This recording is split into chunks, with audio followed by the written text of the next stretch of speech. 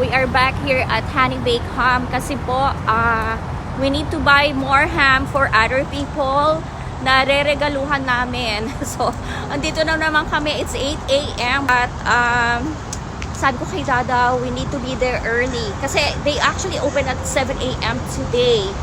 And it's Monday, the 23rd, December 23rd. So, dito nga, hindi na nga kami nakapag-park dito sa usual parking nila. At doon na kami nag-park sa labas. So, ito, papasok na kami ni Dada sa loob ng Papasok na kami sa loob ng Honey Bake Ham. Okay. Palagay ko, meron ng linya sa loob. Ayun, ako, marami ng tao. Okay. At ito nga, papasok na kami sa Honey Bake Ham. At mukhang mahaba na nga. Hi, go ahead. Oh, thank you so much. Thank you. No, we're just gonna order. We are not prepaid. Oh, you want to just get something today? No, he's gonna get something now. Oh, yeah. Thank you. So, okay. So, mahaba na rin ang line. Ayan, kaya nga sabi ko kay Dada, we better be here early talaga. Kasi pagka ganitong, pagka ganitong holiday season, I think this is the line of pagka ganitong holiday season, talagang, ayan, wala pa yan, itong line na to, wala pa yan. Mamaya yan, pagdating ng mga 9 a.m., naku, ang line talaga hanggang labas, hanggang dun sa kabilang street. And that happened last Thanksgiving. Kasi nga, ang mga tao talagang gusto ng Honey Bake Ham. Masarap kasi. The other day, nandito na nga kami, bumili kami, pero naisip namin meron pa kami mga taong bibigyan ng ham. So, ito man ang babae. So, meron pa kami bibigyan ng ham. Kaya ito, bumalik kami dito ni Dada at sabi ko nga, maaga tayo dapat dito ngayon. Ayan. So, hihintay lang kami rito sa line.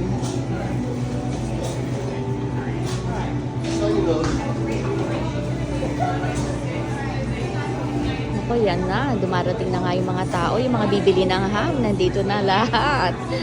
Kasi tomorrow is the 24th and I know that half day lang sila bukas. Or siguro maaga silang magsasara kasi the usual time nila is from 10. Yung mga regular hours nila kung hindi holiday season, 10 o'clock sila nagbubukas. Tapos they close at I think mga 7 p.m. Pero pagka mga ganitong holiday season, they open early. So they open today at 7 a.m. Ayan na yung mga tao nagdadatingan na. Kaya it's really a good time to be here early. Ayan, kaya buti na lang maaga-aga kami ni Dada ngayon. At kasi marami pa kaming gagawin. Kaya it's good to be here early talaga. So I told Dada to get this dinner rolls. Ito, kukuha kami ng dinner rolls. Okay, kasi ang masarap to pagka, syempre, sa umaga. Or isa-serve din namin sa aming gatherings sa Wednesday.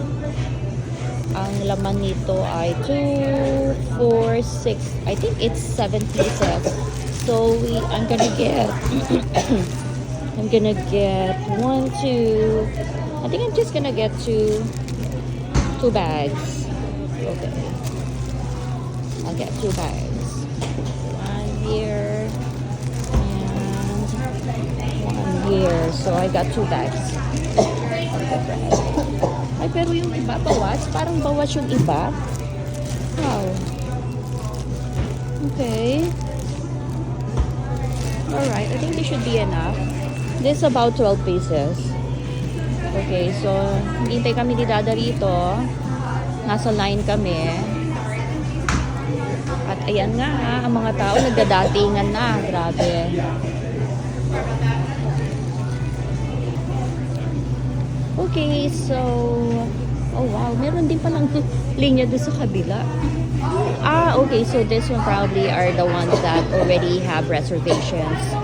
Pero yung walang mga reservations, dito kami sa kabilang side. At at medyo mahaba na nga ang linya. Pero at least nandito na kami sa harapan. So yeah, these are the people that already have reservations.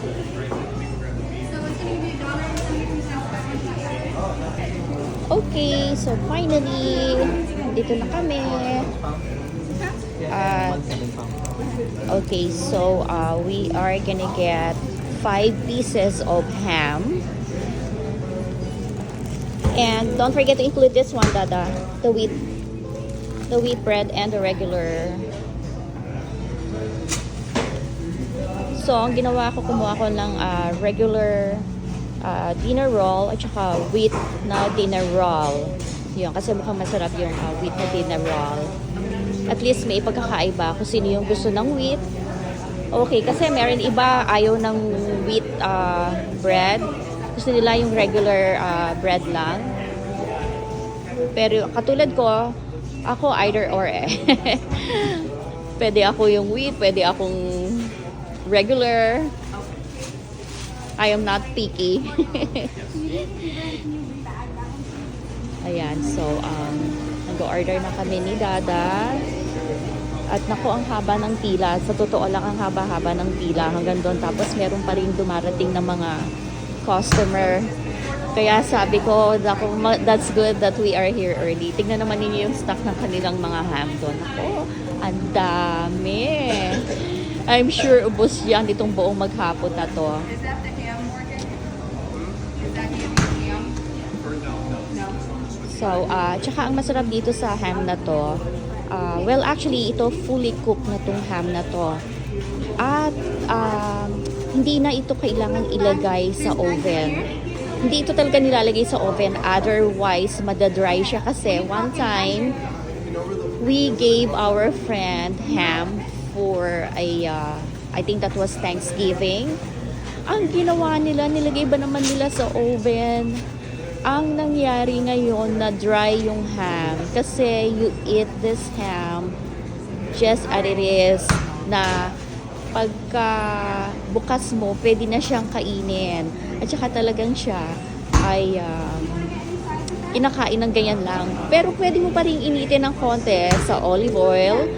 Kung gusto mong medyo i-run lang siya medyo mainit na mantika, konting oil lang.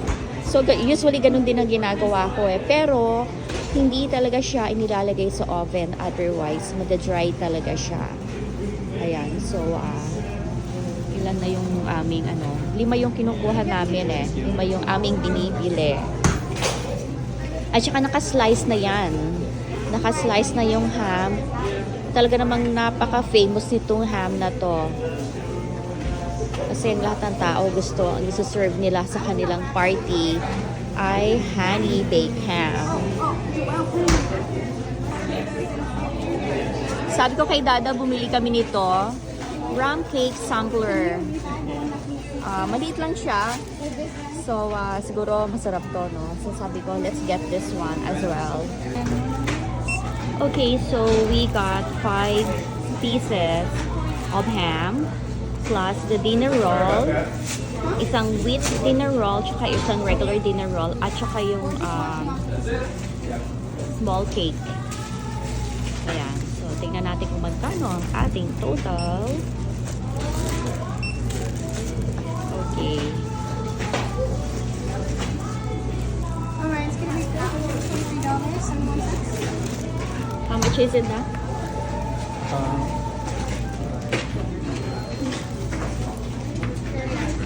I don't know, I haven't seen it for a second. Thank you for your patience and everything. No problem. What's your first name? Alright, happy Okay, holidays. so ayan, ang mga tao. Yung iba, naghihintay sila dito. Ang dami ng pila. Ayan. Pila. Okay. Okay, so we are back here. Dito na kami.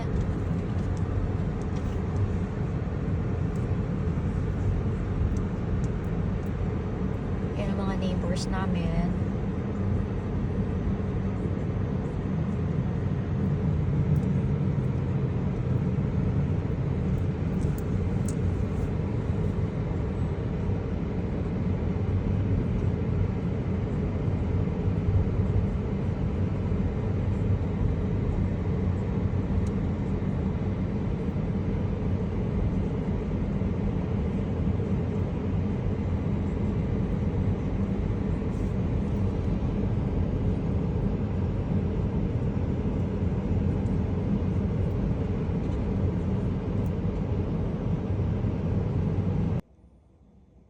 Okay, so nandito na po kami sa bahay. We bought 5 ham. 1, 2, 3, 4, and 5. At ito nga, yung rum cake sampler. Sabi ko, i-try namin. At serve po namin to sa Christmas. At itong wheat dinner roll at white dinner roll. Dalawa yung kinuha ko. Magkaiba kasi syempre, yung iba ayaw nila ng white dinner roll. At mahilig din sila kumain ng mga wheat bread. Okay, at ang total po ay $423.71. Iba-iba po ang kanyang presyo kasi depende sa bigat po ng ham. Nagulat lang ako sa presyo ng dessert rum cake sampler kasi $34.29. Nagulat talaga ako. Akala ko, I did not expect that too expensive sa ganito pong kaliit. Well, siguro masarap siya, no? At kung mapapansin din po ninyo, subtotal ay $423.71 at walang tax. Kasi po, dito sa California, most food and grocery items purchased are not taxed. However, meron pong ibang mga klase ng food items na hindi qualify sa food tax exemption, kagaya ng carbonated drinks at preferred foods. Okay, so yan po, mabuti na lang walang tax, ano? Otherwise, yung $423 na yan, baka mga $450 yan. Well, anyway, at least maaga kami ngayon, maagang nakabalik sa bahay kasi the whole day today will be very busy for us. Okay guys, at maraming salamat po sa inyong panonood. Don't forget to subscribe to my YouTube channel. See you guys later. Bye!